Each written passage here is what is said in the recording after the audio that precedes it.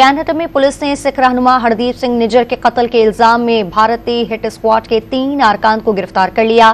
Canadian police हुकाम ने press conference में बताया कि पुलिस कनाडा में कत्ल होने वाले 3 मजीद अफराद के मामले की भी तहकीकात कर रही है, जिसका मुमकिना तौर पर हरदीप सिंह निज्जर केस से ताल्लुक हो सकता है। उनमें एडमिंटन में कत्ल होने वाले 11 साल लड़के का केस भी शामिल है। हिट स्क्वाड के भारतीय हुकूमत ने सिख रहनुमा के कत्ल का टास्क दिया था। हिट स्क्वाड में शामिल अरकान शूटर, ड्राइवर और सहूलतकार के तौर पर मुख्तलिफ किरदार अदा किए थे।